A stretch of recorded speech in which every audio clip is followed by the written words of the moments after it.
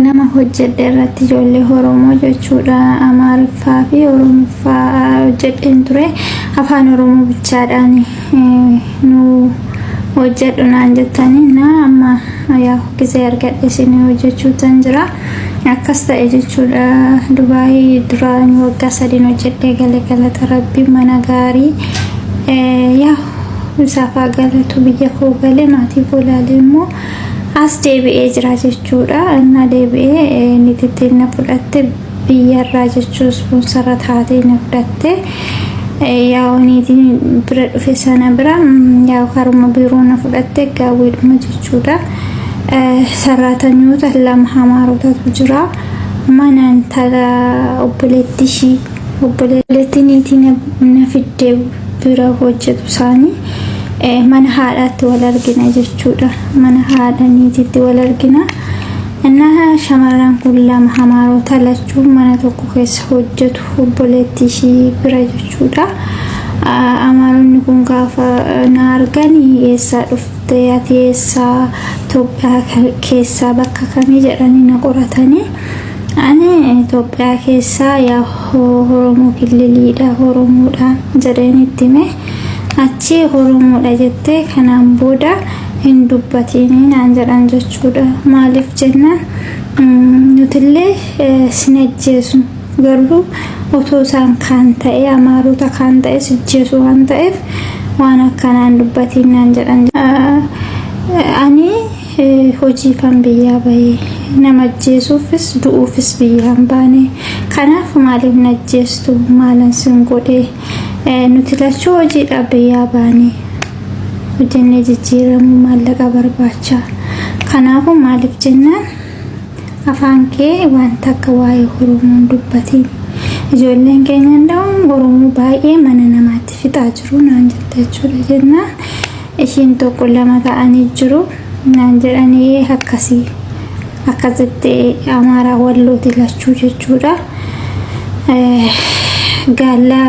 gaallaan ofiin beeku sammuu isaas hin beeku gowwoota sin horiidha kanaafuu of eeggannoo godhi mana kanaallee yoo deemte ijoollee Amaaraa bira galte kudhanis keessaa baasu naan jette jechuudha jettee dhugaa Rabbi ijoollee Oromoo baay'een sodaadhe sababiinsa dhufee torbee lama reefaan guutaa dubartittiin bira dhufe hibidda jechuudha otoo ishiin illee walii galle otoo dubartitti sanaan illee walii galle hamma tokko hubachiisuu nan danda'a haala jiru ittimuu hin danda'a niititti dhanganaa dhufe waliin galle jechuudha baay'ee maxifoo kan jedhamte bira dhufe waliin galle baqqana eejensii waan irraan dhufe bilbilachaan jira mana akkanaa jijjiiruuf maafuu torbee lamattu jechuudha baay'ee haala rakkisaa keessan ture garuu waaqayyo sin faana ta'e taanaan wanti hin darbamne tokkollee hin jiru hin darba jechuudha sababiinsa shamarran kun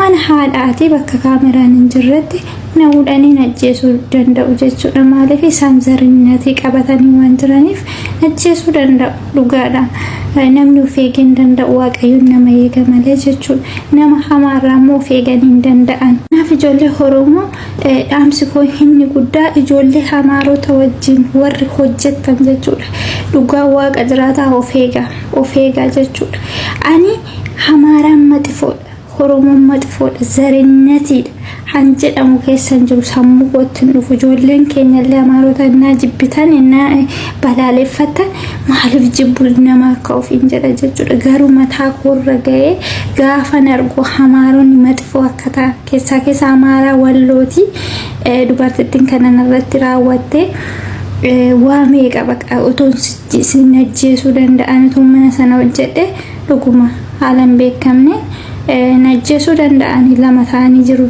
waan ta'eef jechuudha innaa kanaaf ijoollee Amaaraa wajjin warri hojjettan Dubaay asitti of eeggadha hadaraa ijoollee keenya of eeggadha dhugaa Rabbii jechuudha namoo jechuudha nuti namoota baay'ee ajjeesaa jirra sinimoon jedhanii ani inna baay'ee tokko nagarramte akkas raawwatte achi harabitti walitti naqaxuu jammarte anis nan sodaadhe ijoollee Oromoo maaliif du'uu biyyaan baane hojjedhe jijjiiramuufan biyyaa bahe haadha koo boochisaa hin hambisu, haadha koo karaa laalchisaa hin hambisu jedhee baay'ee tokko natti dhagaawwame nan sodaadhe jechuudha. Achi bakka akka mana jijjiirradhu biiroo kootti bilbilee akkas jedheetti eejensiin koos bakka wasaanidha namni irraan dhuftan jechuudha. Achi bilbilee dallaalaa si cannaqe akka mana sana na baasan jechuudha. Niitiin natti maraatte mana sanaan baatu jette jechuudha. Bilbila koonarraa fuutee baninaan jette jechuudha. Na bansiiste hunduma isaa na bansiiste jechuudha. Dubartittii hamaara sanatti kennite bilbila koo fattashiiste jechuudha. Waan ani moonaasa'u waan waasaappiin haasa'u hunda isaa jechuudha. Ani immoo amaariffaan haa gooddanyaan tiyya abbaa ishiitiin Oromoodha. Haadha ishiitiin Uraageedha. Baay'ee kanan jaalladhu gooddanyaa hamaariffa bicha dandeessi. Ishii wajjin waa baay'ee haasofne jechuudha.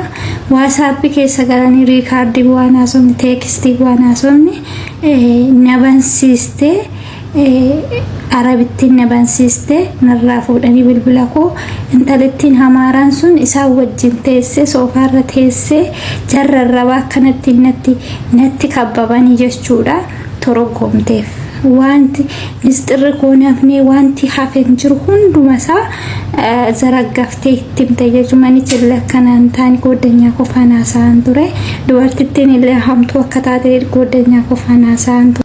Hunda jechuudha torogomtee harabootatti himte jechuudha. Waan hunda zarazartee tokko lamaan harabootatti himte jechuudha. Innaa dhugaa ijoollee Oromoo ammana hamaaronni jechuudha. Marziin tokko ammana cimoota ammana hamoota jedhee guyyaa tokko yaadeen beeku. Garuu of eeggadha warri ijoollee hamaarota wajjin hojjetan jechuudha. Of eeggadha, of eeggannoo guddaa godhaan sinin jedha. Har'a carraa argadhee har'a kun waaqayyoon galannaa ga'u ji'a sadaffaa keessan jira. Mana nagaa dhufee dalagachaan jira, hojjechaan jira. Waaqaaf haa galatu. Sinitti immoo danda'u dhugaa saba biraa faana yoo hojjechaan ture saba biraa jaalala haddaatiin waliin turre jechuudha. Biyya tokko ta'anii Itoophiyaa ta'anii waa baay'eedha. Garuu waaqayyoo nama hamaanaa eenyuma keenya haa eegu sinis of eeggadhaan sinin jedha. Kuni ergaa kooti jechuudha. Waan narra gahe tokkodha, waan qabatamaa tokkodha jechuudha.